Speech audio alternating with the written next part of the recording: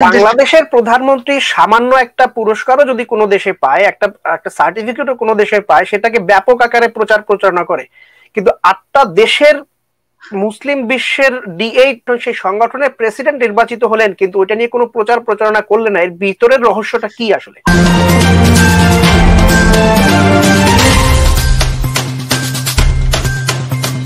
সুপ্রিয় দর্শক, PBC24.com এবং PBC24 টিভির পক্ষ থেকে আপনাদের সকলকে জানাচ্ছি শুভেচ্ছা। অন্যান্য সময়ের মতো আজকেও আমরা আপনাদের সামনে কিছু গুরুত্বপূর্ণ বিষয় নিয়ে আলোচনা করতে এসেছি। প্রথমত আমরা আলোচনা করব বাংলাদেশে সম্প্রতি ঘটে যাওয়া বেশ কিছু আলোচিত ঘটনা, যেখানে রক্তাক্ত রাজপথ থেকে শুরু করে চুপিসারে সেরে যাওয়া D8 সম্মেলন। আমাদের কি অর্জন ছিল সেখানে, এবং ভারতের প্রধানমন্ত্রী বাংলাদেশে আসার কারণে আমাদের কি বিয়োজন হয়েছে, সেক্ষেত্রে সেটা নিয়ে আমরা আলোচনা করব। বিশেষ করে আমাদের চারপাশে যেহেতু কোনো মুসলমান দেশ নেই, সেহেতু D8 সম্মেলন ছাড়া, অর্থাৎ D8 সম্মেলনে যারা অংশগ্রহণ করেন তাদের ঐক্যবদ্ধ সহযোগিতা ছাড়া বাংলাদেশের আর কোনো বন্ধু নেই। আমরা আসলে এই D8 সম্মেলনের উপরে আজকে ফোকাস করব। আমাদের সাথে আলোচনায় অংশ নিয়েছেন বরাবরের মতোই বিশিষ্ট রাজনৈতিক বিশ্লেষক এবং সাংবাদিক জনাব জয়নাল আবেদিন। ভারতের প্রধানমন্ত্রী বাংলাদেশে আসার কারণে আমরা আসলে কি পেয়েছি, কিন্তু 17টি লাশের বিনিময়ে রাজপথ তো রক্তাক্ত হয়েছে। আপনি এই ব্যাপারে কি বলতে চাচ্ছেন? আমি দুঃখিত। আসসালামু আলাইকুম আমাদের প্রিয় দেশবাসী, আপনাদের সবাইকে। আমরা আশা করি আপনারা ভালো থাকবেন, ভালো আছেন, যা আছেন ভালো থাকেন। তো আমি D8 কথা নিয়ে আমরা শুরু করব, যেহেতু এটার সাথে আমাদের অস্তিত্বের বিষয়টি জড়িত আছে, এবং মোদিকে নিয়ে আমরা একটু পরে কথা বলি। তাহলে এটার সাথে আমি দুটোর মধ্যে একটা সংযোজন ঘটানোর চেষ্টা করবো। এই জন্য আমার মতে D8 আমি আগে শুরু করতে চাই। আপনি বলে ফেলেছেন অলরেডি যে আমাদের দেশের চারপাশে কোনো মুসলিম দেশ নেই। মূলত আমরা বিচ্ছিন্ন দ্বীপের মতো। বিশ্বের অন্য সব জায়গাতে যেখানে মুসলিম দেশ আছে, দেখবেন তার সাথে অবশ্যই পাশাপাশি আরেকটা মুসলিম দেশ আছে। We have no hinterland. আমরা একবারেই বিচ্ছিন্ন। তো এই প্রেক্ষিতে বিশেষত আমাদের এই অনেকদিন পরে, অন্তত আমার দেশের স্বার্থের প্রেক্ষিতে আমি কথা বলছি, আমি একটা বেশ উৎফুল্ল হয়েছে। দেশ সম্মেলন নিয়ে আই ওয়াজ ভেরি সিরিয়াস। এটা সামিট, কিন্তু 8টা মুসলিম দেশের রাষ্ট্রপ্রধান বা সরকার প্রধানরা এখানে অংশ নিয়েছেন, এবং এই 8টা দেশের জনসংখ্যা 1 বিলিয়নের বেশি মুসলিম, সবাই মুসলিম। এর মধ্যে আমাদের এই আর কত প্রায় আমরা 92% আমরা মুসলমান, এবং সবচেয়ে এটা বড় রিজন। পাকিস্তানের 90% মুসলমান, ইরানে তো একই অবস্থা, ইরানের অবস্থা আরো বেশি ইনশাল্লাহ। তো এই মুসলিম দেশগুলো আমরা সব ক্ষেত্রে মোটামুটি একটা ঐক্যবদ্ধ অবস্থানে থাকি, তাহলে আমরা সব দিক থেকে অর্থনৈতিক, আমাদের সামাজিক ডেভেলপমেন্ট, এবং কি আমাদের সামরিক দৃষ্টিকোণ থেকেও এই 8টা দেশ যদি এক থাকে, আমাদের যেহেতু আর বিশ্বস্ত কোনো দেশ আছে বলে মনে করি না। যদি ইদানিং আমাদের অনেকেই মনে করেন যে বাংলাদেশ আস্তে আস্তে চীনের দিকে যাচ্ছে, সেটা প্রকাশিত ওপেন হচ্ছে না কেন, সেটা না।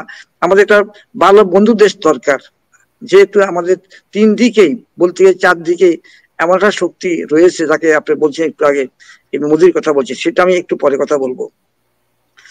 এই দেশগুলো যদি এক থাকে, তাহলে আমাদের উপর অন্য কোন শক্তি, সেই যত শক্তি, বড় হোক শক্তি হোক না কেন, একবার চিন্তা করবে আমাদের গায়ে হাত তুলতে বা দেশ দখল করার জন্য, দেশটাকে ভারতের সাথে মিশিয়ে ফেলার জন্য যে উদ্যোগ দিচ্ছে ভারত 1947 থেকে, বিশেষত 1971 থেকে, আরো জঘন্যভাবে 2009 সন থেকে আমাদের দেশটাকে যে একবারে আষ্টে পৃষ্ঠে বেঁধে ফেলার চেষ্টা করছে, সেই প্রসেসটা ইনশাল্লাহ আমার মনে হচ্ছে যে আর সম্ভব হবে না। কিন্তু আসলে এই যে D8 সম্মেলনটা আমাদের খুব একটা কিন্তু প্রচার পায়নি, জাস্ট সামান্য ভাবে। এই জন্যই আমি বিশেষ করে আমি এইটা যেদিনটা হয়েছে 8 তারিখে, বাংলাদেশের কোন পত্র পত্রিকাতে আমি কোন বাংলা পত্রিকাগুলো আমি খুঁজেছি, প্রতিটা পত্রিকা কত দেশ টাইম দিয়েছি। পরে একজন সাংবাদিককে কল করেছি, কয়েকজনকে কল করেছি, উনি বলে যে আমরা তো কোনো দেখিনি কোথাও। শুধু পরে দেখলাম কি বাংলাদেশের অর্জন কিন্তু আর যাই হোক সেই 1999 সনের পরে এবারই কিন্তু D8 সম্মেলনে প্রেসিডেন্ট নির্বাচিত হয়েছেন বাংলাদেশের প্রধানমন্ত্রী। তো এটা কিন্তু একটা তারা যেহেতু এর আগে টার্কির প্রেসিডেন্ট ছিলেন, তিনি হ্যান্ড ওভার করেছেন এবারে আমাদের বাংলাদেশের প্রধানমন্ত্রীর কাছে D8 সম্মেলনের প্রেসিডেন্ট হিসেবে। তো এই সব ক্ষেত্রে এতটা অর্জন থাকার পরেও কেন এটা প্রচার পেল না? আসলে কি এটা মুসলমান সংগঠন হিসেবে হওয়ার কারণে? এটা শুরু হয়েছে মূলত 1996-এ, এবং সে সময়ে এই ইনসিডেন্টালি শেখ হাসিনা ক্ষমতায় ছিল সম্ভবত 1996-এ। তো সেই সময় আরম্ভ হয়েছে, এবং at that time she was also মানে প্রেসিডেন্ট ছিলেন 2 বছরের জন্য। সেটা ছিল 1999-এ, প্রথম কিন্তু ছিল না, 1999-এ সে প্রেসিডেন্ট হয়েছিল একবার। 96-এ শুরু হওয়ার কথা, জানি হোক এটা কথা নয়। এখন এটা যেটা হয়েছে মানে যখন দেশটা মোটামুটি ইন্ডিয়ার সমস্ত মানুষের কথা, দেশ আর মুক্ত হবে না, দেশটা ইন্ডিয়া নিয়ে গেছে, আমাদের সমস্ত 99% লোক আমি যাদের কথা বলি সবার মধ্যে একটা কথাই শুনি, শুধু দেশটা আর থাকবে না। আমারও একটা দুশ্চিন্তা আমার মধ্যে কাজ করেছে। কিন্তু যখন D8 সম্বন্ধে পেপারে পড়েছি 8 তারিখে হচ্ছে, তখন কিন্তু আমি এটা আশান্বিত হয়েছি, কিন্তু কোনো পত্রিকা দেখিনি। তখন আমি বাংলাদেশের অনেক খবর, অনেক জায়গাতে আমি যোগাযোগ করেছি, কেউ বলতে পারেনি। গত পরশু আমি একখানে যোগাযোগ করেছি, উনি একটা ইংরেজি ব্যাপারটা হলো জনাব সাহেব, আপনি D8 সম্মেলন নিয়ে বেশ আশান্বিত, কিন্তু আসলে D8 সম্মেলনের মাধ্যমে আমাদের কি প্রাপ্তির সম্ভাবনা আছে বলে আপনি মনে করেন?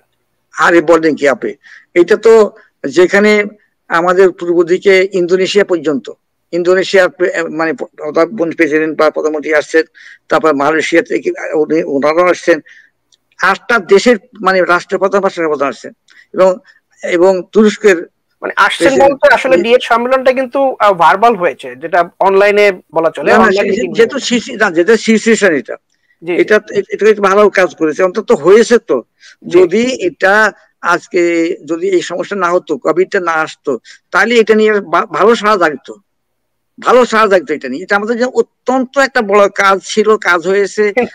কোভিড থাকার পরেও আমরা তো মুজিব বর্ষ পালন করেছি, আমরা আমাদের 50তম স্বাধীনতা উৎসব পালন করেছি, এগুলি তো বেশ ঘনঘটা করেই সারা পৃথিবী দেখেছে। চুপিসারে কেন হলো? শুনে আমি বলি, এখানে আমাদের চাইতে বেশি প্রয়োজন ছিল ইন্ডিয়ার, তাকে প্রমাণ করার জন্য যে এটা আমার এলাকা, সুতরাং আমি এখানে যাব।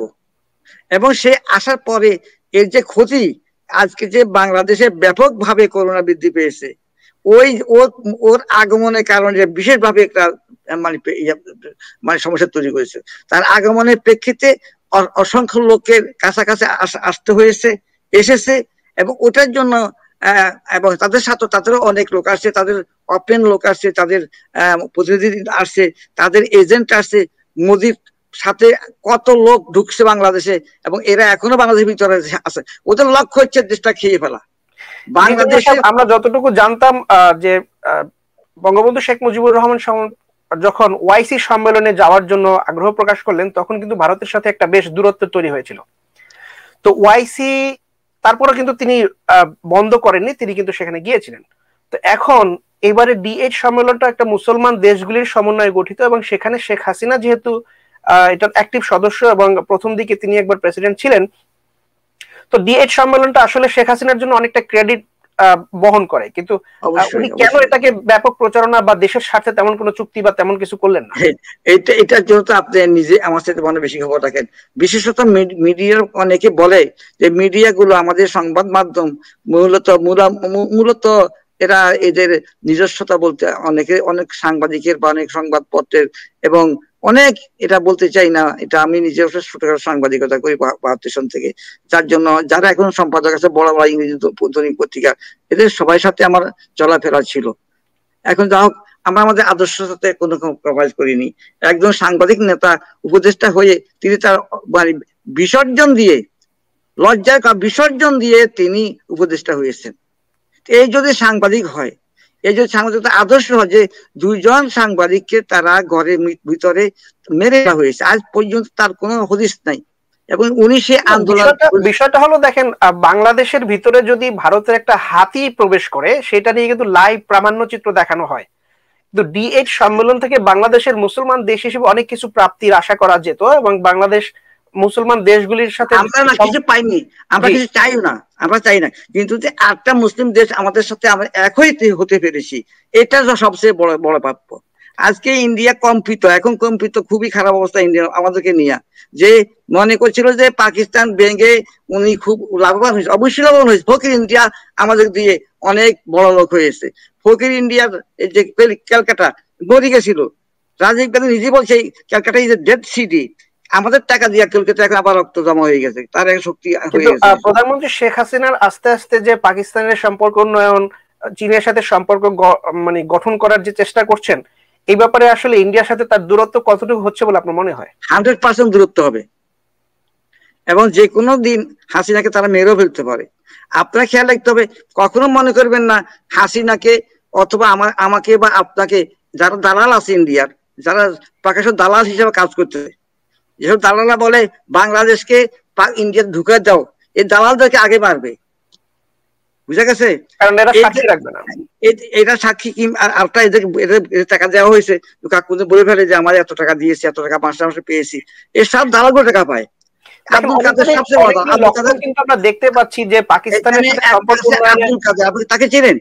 জি, আমি একটু কথা বলি, সেটা হলো আমরা রিসেন্টলি দেখেছি 50 বছর পূর্তি উপলক্ষে পাকিস্তানের প্রধানমন্ত্রী জনাব ইমরান খান একটা চিঠি দিয়েছেন, সেখানে আমাদের প্রশংসা করেছেন, আমাদের উন্নয়নের প্রশংসা করেছেন, এমনকি প্রধানমন্ত্রী শেখ হাসিনাকে পাকিস্তান সফরের আহ্বান পর্যন্ত জানিয়েছেন, এবং সেটা কিন্তু বাংলাদেশ সরকার অত্যন্ত সাদরে গ্রহণ করেছেন। কারণ পাকিস্তানের সাথে সম্পর্ক গড়তে হবেই যদি চীনের সাথে সম্পর্ক রাখতে হয়। তো যেহেতু এই দুইটি দেশের সাথে সার্বক্ষণিক রাজনৈতিক মারপ্যাচি ছিল শেখ হাসিনার পাকিস্তান বিরোধী, এখন সেই পাকিস্তানের সাথে সম্পর্ক উন্নয়ন করলে, আমরা বলি না যে পাকিস্তানের সাথে সম্পর্ক উন্নয়ন করা উচিত না, কারণ আমাদের সাথে যুদ্ধ শেষে 50 বছর আগে, এখন আমাদের বন্ধুত্বের হাত বাড়িয়ে দেওয়া উচিত আমাদের দেশের উন্নয়নের স্বার্থে, মানে বৈশ্বিক যে একটা সম্পর্ক গঠনের জন্য তাদের সাথে সম্পর্ক করা উচিত, যেভাবে করে আছে ব্রিটেন, আমেরিকা, যেভাবে করে আছে ফ্রান্সের সাথে বিভিন্ন দেশ, এই জাপানের সাথে আমেরিকা। তো ঠিক এভাবেই আমরা সম্পর্ক উন্নয়ন করতে পারি। তো পাকিস্তানের সাথে যদি সম্পর্ক উন্নয়ন হয় বাংলাদেশের, সেক্ষেত্রে ইন্ডিয়ার অ্যালার্জি কতটুকু হতে পারে আপনার বলে মনে হয়? না না না, ইন্ডিয়া তো আমাদেরকে তাদের স্বাধীন দেশ বলে মনে করে না, তারা মনে করে এটা তাদের অংশ, তারা এটাকে নিয়ে নেবে। কিন্তু দুনিয়া তো এখন সেখানে নাই। আর যে জাতি একটা স্বাধীন হিসাবে, পাকিস্তান আমলে আমরা আরো ভালো স্বাধীন ছিলাম, পাকিস্তান শোষণ করেছে, তার চাইতে কয়েক কোটি গুণ বেশি শোষণ করছে ইন্ডিয়া। আমাদের সীমান্তে একটা লোক মুক্ত না পাকিস্তান আমলে, আমাকে তো হাত করা লাগে না আজকে, যে কোনো লোককে, মোল্লা মুন্সিকে পর্যন্ত তারা ছাড়ে না, বাচ্চাদেরকে ছাড়ে না। কারণ একটা মুসলিম মরলেই একটা ইন্ডিয়া যত মুসলমান মরবো তত এদের লাভ, এরা আমাদেরকে দিয়া আমাদেরকে মারতেছে। সুতরাং আমরা তো এটা বুঝি, আমরা এটা ভালো করে বুঝি যে কি হইতেছে এগুলা। এই সমস্ত এই যে একদম বিশিষ্ট ব্যক্তি, আমি ওনার নাম বললাম, আপনার চিনবে তাকে, উনি বলছেন যে হেফাজতকে নিয়ে যে ঘটনা হয়েছে এই সম্পূর্ণ ইন্ডিয়া র করেছে, হেফাজতকে নামাইছে, ফাইন্যান্স করেছে ইন্ডিয়ান র, অর্থাৎ শেখ হাসিনাকে বিব্রত করার জন্য এবং বিশ্বের কাছে হেওয়া প্রতিপন্ন করার জন্য, যাতে এই একটা মারামারি আরম্ভ হয়ে যায়, গৃহযুদ্ধ শুরু হয়ে যায়, এই জন্য এটা করেছে এটা। এবং এর যে হিসাবে মাঝখানে কি হবে, বিক্রি হবে মাদ্রাসা শিক্ষা। আপনি দেখেন গত সেই 2008 থেকে শেখ হাসিনা সরকার ক্ষমতা আসার পরের থেকে বিভিন্ন সময় বিভিন্ন পরিস্থিতিতে কিন্তু বিভিন্ন ব্যক্তিকে তারা ব্যবহার করেছেন। যেমন আমরা প্রায় কমিউনিটিতে শুনে থাকি যে প্রথমত জামাত নেতাদের ফাঁসিকে মানে একদম সমাজে সকলের কাছে গ্রহণযোগ্য করার জন্য ইমরানের এই সরকারের নামে একটি চক্র তৈরি হয়েছিল। সেটা যাওয়ার পরে বাংলাদেশের তত্ত্বাবধায়ক সরকার বিলীন করার জন্য খায়রুল হককে ব্যবহার করলেন। বেশ কিছু আদালতের রায় দেওয়ার জন্য বিচারপতি সিনহাকে ব্যবহার করলেন। এরপরে এখন এই বাংলাদেশের ভারত বিরোধী একটা পরিস্থিতি তৈরি করার জন্য মূলত এই আপনার মাওলানা মামুনুল হক সাহেবকে ব্যবহার করা হয়েছে। এখন তার কাজ শেষ, হয়তোবা তাকে এখন ডিস্ট্রয় করে দেবে। বাকি আছে এখন ভিপি নূরকে দিয়ে ভারত বিরোধী কিছু কথা বলিয়ে পাকিস্তানের সাথে সম্পর্ক গঠন করার জন্য শেখ হাসিনা চেষ্টা করছে। এরপরে দেখা যাবে ভিপি নূরকেও সে ব্যবহার করে ফেলে দিয়েছে। এই যে একটা ব্যবহার করার মানে ট্রেন্ড, এটা কবে কি শেষ হবে? বা এর বিভিন্ন আওয়াজ দিতে চাই না, he is not a factor. সে যা করে, সে তাকে ইন্ডিয়া নামাইছে এখানে, আমি বুঝি ভালো, আপনার সাথে আমি আরেকদিন বলছি পার্সোনালি, ওনাকে ইন্ডিয়া নামাইছে, he is not a factor. ওর কোনো ভিত্তি নেই, তার মতো একজন লোককে আমরা কেন সামনে আনছি আমরা বুঝি না। একে সামনে আনে এই ব্যক্তিত্ব। মনে করেন আমাদের ওই যে যিনি গামছা লাগায়, একজন সারাক্ষণ গামছা লাগায়, ওই কি নাম, ইনু মিয়া। হ্যাঁ, ইনু সাহেব, এই উনি শেখ মুজিবুর রহমানকে অপমান করার জন্য, এবং কি বলা, গণবাহিনী করেছে, গণবাহিনী ডেপুটি চিফ ছিলেন উনি এখন শেখ হাসিনা তাকে মন্ত্রী বানিয়ে দিয়েছে। তো আমাদের কিছুই করার নাই এটার জন্য। সেই ব্যাপারটা তো হয়তো মানে এখন আর ইনু সাহেবের কিন্তু ওইভাবে ভূমিকা নেই আওয়ামী লীগের ভিতরে। না আছে, উনি এখনো উনি কথা বলে ইন্ডিয়ার পক্ষে, উনি হাসিনার পক্ষে কথা বলেন, উনি কথা বলে ইন্ডিয়া রাখা হয়েছে। তার তো সে ইন্ডিয়ার লোক, এটা তো কোনো দরকার নেই, এটা তো ইন্ডিয়ার মানুষের। এখন একটু আপনি বিশ্লেষণ করুন যে আসলে D8 জিনিসটা কি এবং সাধারণ মানুষ কি আশা করতে পারে D8 থেকে। সেটা তো আমরা সেটাই কথা বলি। আমি কথা বলছিলাম যে D8 হয়েছে কি, এটা দিয়া শুধুমাত্র একটা জোট, মুসলিম জোট, যেখানে এই সংশ্লিষ্ট দেশের অর্থনীতি, ওসব দেশের রাজনীতি, জাতীয় ঐক্য, ওদের স্বাধীনতা, সার্বভৌমত্ব, এইসব কিছু। আমাদের দরকার স্বাধীনতা রক্ষা করা, আমরা অন্য দেশের টাকা চাই না। আমার দরকার হচ্ছে এই দেশে যাতে ইন্ডিয়ান কোনো কর্তৃত্ব না থাকে, আমার দেশে যেন ইন্ডিয়ান কোনো আচরণ না পড়ে, এই জন্য আমাকে ওখানে যেতে হবে। শেখ হাসিনা যদি আন্তরিকভাবে এবং করতে হবে, আমার শত্রুর শত্রু আমার বন্ধু। আমরা ইন্ডিয়ান বলা থাকবো কেন? যে ইন্ডিয়া যেখানে বলবে সেখানে যাবো কেন? ইন্ডিয়া এখানে যাবে না। আজকে যে এই যে আমাদের D8 সম্পর্কে যে একটা নিউজ পেপার আমি দেখিনি, শুধু ডেইলি স্টারে দেখছি একটা নিউজ দেখছি, তাও নিউজ হবে, কিন্তু হয়েছে, প্রোগ্রামটা হয়েছে, এটা আমরা প্রথম পাইনি। শুধুমাত্র কিছু তথ্য পাওয়া গেছে ইউএনবির রিপোর্টে, এছাড়া তো কোথাও দেখা যাচ্ছে না। ইউএনবি এটা বিবিসি রিপোর্ট, সেটা ইউএনবি যে রিপোর্টটা, এটা বিবিসি রিপোর্ট। এটা ইন্ডিয়া কখনো চায়নি এটা হোক। ইন্ডিয়া কখনো চায়নি আমরা তার অরবিট, তার যে অক্ষের বাইরে যাইয়া আমরা তার দিকে ঘুরবো। আপনি আসলে বুঝাতে চাচ্ছেন যে D8 সম্মেলনটা সুন্দরভাবে হয়েছে, কিন্তু ইন্ডিয়ার প্রভাবের কারণে এটা পরিচিতি আসেনি, বা এটার সম্পর্কে কোনো সংবাদ আমরা দেখতে পাই না। কোনো সমস্যা নাই, ডেজ উইল চেঞ্জ, আমরা এটা বিশ্বাস করি ইনশাআল্লাহ। সময়ে আসুক, India wish to compensate for it. অবশ্যই এই যা করতেছে আমাদের সাথে, সব তাকে বহন করতে হবে একদিন। এই যে আমাদেরকে দিয়ে আমাদের মারতেছে, আমাদের ডেমোক্রেসি হরণ করে, তার স্বার্থের জন্য মোদি বলছে হাসিনাকে, আপনি একা মনে করবেন না, এই জঙ্গিবাদী এই লড়াইয়ে আমরা আপনার সাথে আছি। অর্থাৎ আপনার জঙ্গি আমাদের যত মারবে তত খুশি হবে। এবং এই গত পরশুকার কি বলে নাম, ইয়েতে এই আনন্দবাজার পত্রিকা লিখছে যে এতদিন 10টা বছর 12টা বছর মানে ক্ষমতা থেকেও শেখ হাসিনা বাংলাদেশকে জঙ্গি মুক্ত করতে পারেননি, মৌলবাদ মুক্ত। কি বোঝায় এটা? অর্থাৎ যতদিন এদেশে আল্লাহর নাম বলার লোক থাকবে ততদিন আমরা মৌলবাদ। আর ওরা যে 2000 লোক পাইছে জঙ্গি কিলার, খুনি, কসাই মোদি, তাকে ওনারা জঙ্গি মনে করে না, এদের RSS কে জঙ্গি মনে করে না। এরা কিন্তু সবগুলো এক। কিন্তু আচ্ছা জনাব সাহেব, আমরা D8 নিয়ে একটু আবার ফিরে আসি। D8 এ মূলত আমরা কি প্রস্তাবনা, বা আমাদের ওখান থেকে কি কোনো আমাদের সামরিক সহযোগিতা বা আর্থিক সহযোগিতা এরকম কোনো কিছু পাওয়ার সম্ভাবনা আছে কিনা, বা শ্রম বাজারে আমাদের লোকজন আরো বেশি পাঠানো যায় কিনা মুসলমান দেশগুলিতে, এরকম কোনো সম্ভাবনা আছে কিনা আপনি কি মনে করেন? আমি এটা এরকম একটা সরাসরি এরকম কথা মানে কোনো সাংগঠনিক পক্ষে বলা হবে না এগুলা। এটাকে আপনার যেগুলা বলা হয় না, তার পিছনে অনেক অজানা কথা আপনাকে বুঝতে হবে। সেখানে সব কথা পত্র-পত্রিকা আসে না। শেখ হাসিনার সাথে ইন্ডিয়া যেসব চুক্তি করেছে, আপনি জানেন না কত চুক্তি করেছে, এবং চুক্তিগুলোর পিছনে কি চুক্তি আছে, চুক্তির ভিতরে কি চুক্তি আছে, আমরা কিছু জানি না। সুতরাং এগুলা বলা বলা ঠিক হবে না, আর এটা আমার কারোই জানা নেই। যারা করে তাদের এই যে বসে কথাগুলো, এটা যথেষ্ট। এই যে 8টা জাতির সাথে আমাদের সাথে একত্র হয়েছে, হোক না সেটা ভিজুয়াল মানে অনলাইনে, তারপরেও কথা হয়েছে। এবং ওরা আবার নিজের কথা বলেছেন আমাদের প্রধানমন্ত্রীর সাথে, ওর দেশের রাষ্ট্রপ্রধানরা, সব দেশে সবাই আবার দুজনের কথা বলেছেন। সেই কথাগুলো কখনো পত্রিকা আসবে না, আসার দরকারও নেই। বাট আমরা বুঝি সেটা, আমাদের যারা আপনারা বুঝেন, যারা এখানে ওরা কি কথা বলতে পারে, সিচুয়েশনটা কি, আমাদের সমস্যাগুলা।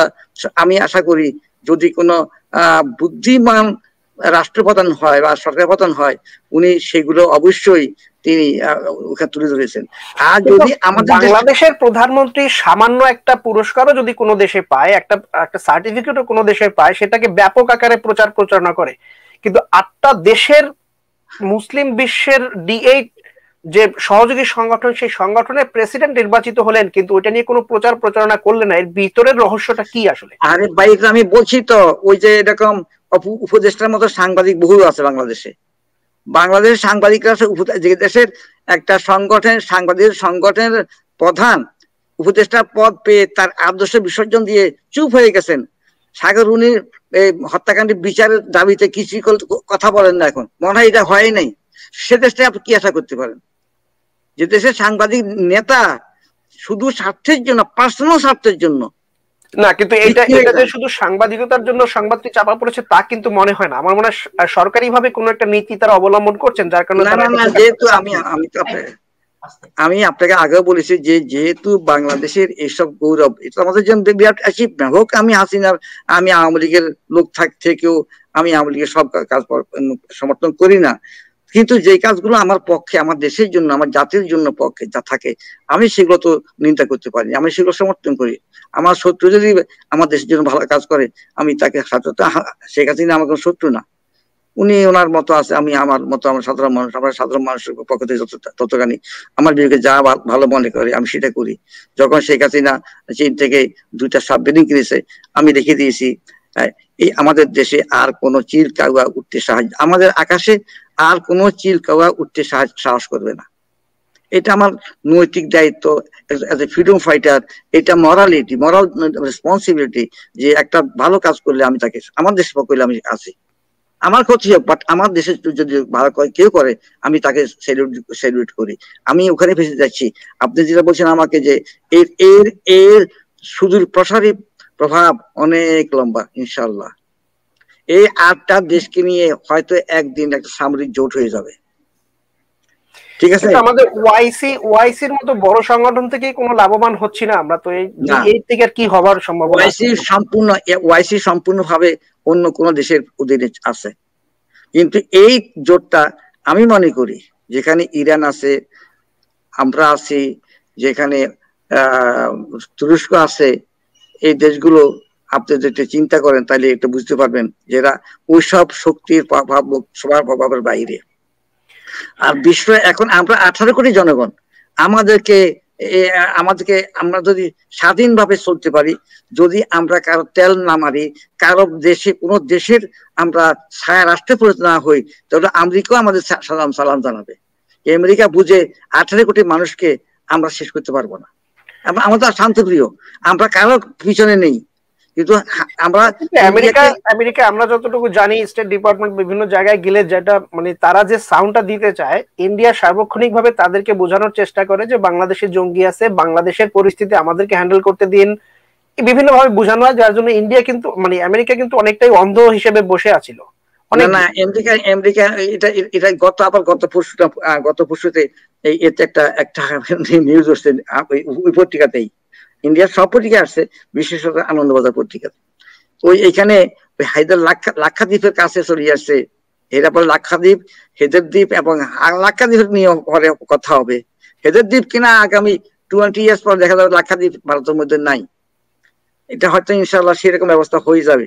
তো হয়েছে কি, ওই লাক্ষাদ্বীপের কাছে আমেরিকান মানে নৌবাহিনী নৌজাহাজ আসছে, আসার পরে ওনারা বলে আমাদের অর্থনৈতিক এলাকার মধ্যে ঢুকছে কেন এখানে, কিন্তু গভর্নমেন্ট কিছু বলে না।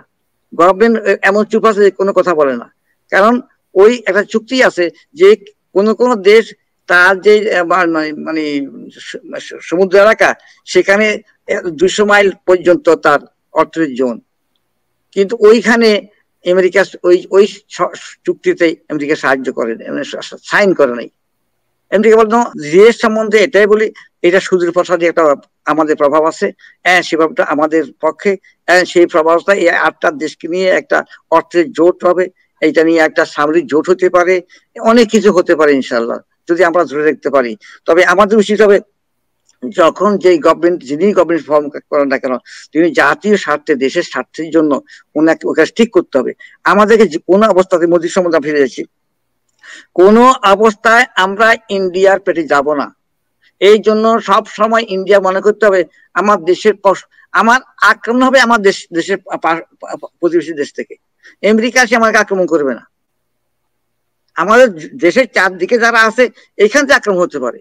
তো সুতরাং আমাদের এক নম্বর হচ্ছে চারদিকে বলতে গেলে ইন্ডিয়া, ওরাই আমাদেরকে তার ঐতিহ্যভাবে তার প্রতিশ্রুতি, তার লক্ষ্য, তার ড্রিম যে বাংলাদেশকে অখণ্ড ভারত সাথে অন্তর্ভুক্ত করা। তো আমি একটা কথা বলতে চাই, এই কথা বলে আমার শেষ করে বলবো। তো ইন্ডিয়াকে একটু বুঝতে হবে ভালো করে যে আমরা এখন এই আল্লাহর হুকুম, সেটা আমাদের সাথে চীনের একটা ভালো সম্পর্ক আছে, এবং ইন্ডিয়ার অত্যাচারে আমাদের জনগণ এবং কি যারা আওয়ামী লীগ করে তারাও চীনকে পছন্দ করে শুধুমাত্র ইন্ডিয়ার অত্যাচারের কারণে। যদিও ওরা ইন্ডিয়ার সাথে ইন্ডিয়ার দালালি করে, কিন্তু তারাও চাইবে না বাংলাদেশ ইন্ডিয়ার পকেটে চলে যাক, এবং কি শেখ হাসিনাও চাইবে না। অনেক দেশপ্রেমিক আওয়ামী লীগ রয়েছেন যারা কিন্তু ভারতের বিরোধিতা করে থাকেন, প্রকাশ্যই করেন। অনেকে আমাদের সাথে কথা বলেন এই ব্যাপারে। যারা আমাদের সাথে যোগাযোগ রাখেন সার্বক্ষণিক ভাবে যে ভারতের করাল মুক্ত বাস করতে চান, তারাও এরকম অনেকেই আছেন যারা আওয়ামী লীগের সরাসরি সমর্থক। তো আমাকে বলে কি ভাই এসব যা বলা সব সত্য, আমরা বিশ্বাস করি, আমরা বলতে পারি না। এইখানে যদি এর ব্যতিক্রম হয়, যদি ক্ষতি হয়, তো হাসিনার সবচেয়ে ক্ষতিগ্রস্ত বেশি, কারণ তার স্বার্থ বাংলাদেশের সাথে তার বাবার নাম জড়িত, এবং উনি সারা দেশে স্ট্যাচু বা কি কি করে রেখেছেন। তো ওনার জাতির পিতা বলেন, সবকিছু উনি বলেন। তো যদি দেশটা না থাকে তাহলে জাতির পিতা যাবে কোনখানে? জয় বাংলা জয় বঙ্গবন্ধু বলেন ওনারা, এটা যাবে কোনখানে? তো এইগুলো তো ওনাকে বুঝতে হবে। উনি ওনার পার্সোনাল ইন্টারেস্ট বেশি শেখ হাসিনার। উনি তার বংশ, তার দেশের স্বার্থে, মানে তার বাবার স্বার্থ, মানে তার দেশের স্বার্থ, মানে তার বাবার অস্তিত্ব এখানে, তার অস্তিত্ব সেখানে। আর এটা না হলে এত ছোট না হলে এমন বলবো, প্রত্যেক মানুষের দায়িত্ব তার দেশকে ভালোবাসা। যদি ভুল হয়ে থাকে কোথাও, যদি তিনি ভুলটা বুঝতে পারেন, সেখান থেকে বেরিয়ে আসা তার দায়িত্ব। সেটা যেহেতু তিনি ঢুকেছেন ইন্ডিয়ার ভিতরে, তার দায়িত্ব ইন্ডিয়া থেকে বেরিয়ে আসা, এটা আমাদের দায়িত্ব না। মোদির কথা বলছি আপনাকে, মোদি থেকে যেটা বলি আমার কথাটা ঘুরে যায়, তা হচ্ছে এইখানে ইন্ডিয়ার অস্তিত্বের জন্য, স্বার্থের জন্য তার উচিত আমাদের সাথে ভালো সম্পর্ক করা। আমরা ইন্ডিয়ার সাথে কোন রকমের মানে বেদল করতে চাই না, ডিস্টার্ব করতে চাই না, কিন্তু যদি ইন্ডিয়া আমাদের ক্ষেত্রে আসে আমরা তো ছেড়ে দেবো না। সেই ক্ষেত্রে ইন্ডিয়া ভাগ হয়ে যাবে, কোনো কথা নাই। এটা আপনার কাছে আপনার অলিক কল্পনা নয়, মোটে অলিক কল্পনা নয়। ইন্ডিয়া আগেই ছিল শতভাগে বিভক্ত, ইন্ডিয়া আবার সেখানে ফিরে যাবে যদি ইন্ডিয়া বাড়াবাড়ি করে। প্রথমত 7টা স্টেট যেটা আমাদের দিকে, এগুলো ভাগ হয়ে যাবে, বিচ্ছিন্ন হয়ে যাবে এগুলা। ইন্ডিয়ার উচিত হবে আমাদেরকে লিভ অ্যান্ড লেট লিভ, তুমি বাঁচো, আমাদের বাঁচতে দাও। আর যদি না তাই না করো, তাহলে আমরা তুমি ভয় দেখাচ্ছ তুমি বড়, এটা থাকবে না। নাম্বার 2, অ্যাটমিক পাওয়ার, আমরাও অ্যাটমিক পাওয়ার তৈরি করব, আমরা অ্যাটমিক বোম সংগ্রহ করব।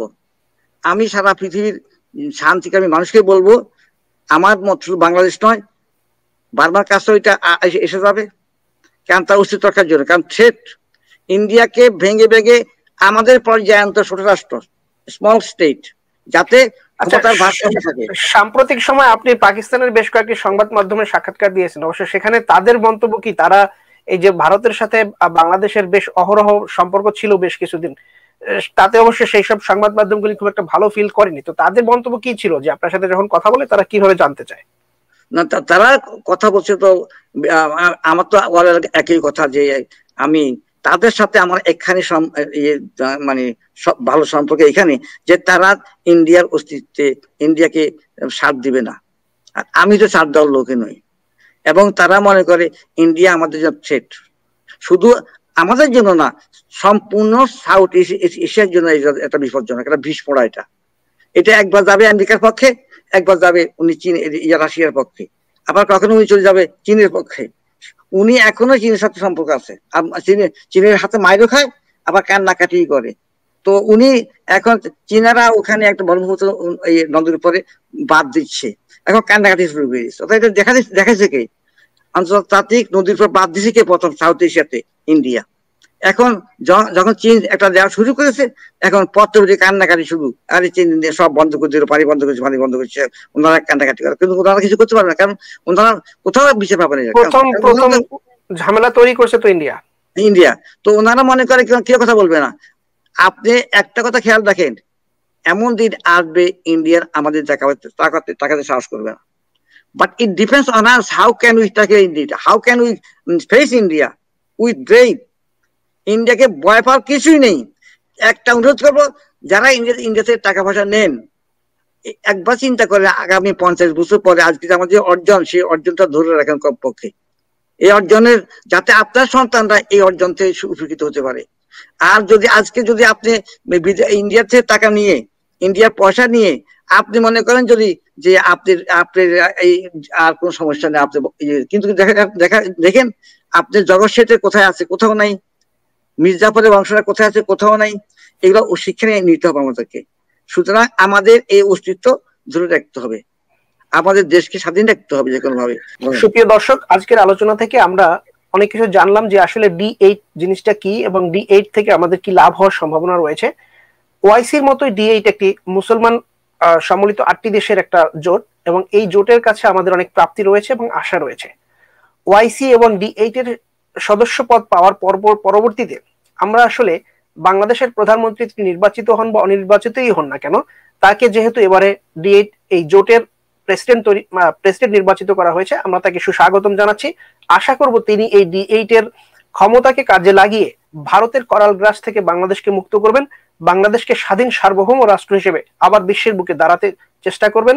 বাংলাদেশ স্বাধীন সার্বভৌম সারা জীবন ছিল, 50 বছর পূর্তি আমরা করেছি, কিন্তু বাহ্যিকভাবে আন্ডারগ্রাউন্ডে বাংলাদেশ সার্বক্ষণিকভাবে ইন্ডিয়ার করাল গ্রাসে গত 12টি বছর কাটিয়েছে। সেখান থেকে আমাদেরকে বেরিয়ে আসতে হবে, ভারতের বিরুদ্ধে আমাদের কথা বলতে হবে, আমাদের স্বাধীনতা সার্বভৌমত্বকে বাঁচিয়ে রাখার জন্য। আমাদের কোনো ব্যক্তিগত স্বার্থ নেই, আমরা এখানে কোনো ব্যক্তিগত লাভবান হচ্ছি না, দেশের স্বার্থে দেশের জন্য আমাদেরকে লড়তে হচ্ছে। সকলের প্রতি অনুরোধ রইল, আসুন দেশপ্রেমে মুগ্ধ হয়ে আমরা দেশকে ভালোবাসি এবং দেশের জন্য নিজেকে উৎসর্গ করি। ভালো থাকবেন সবাই, আজকে এই পর্যন্তই। ধন্যবাদ সবাইকে। খোদা হাফেজ। বাংলাদেশ জিন্দাবাদ।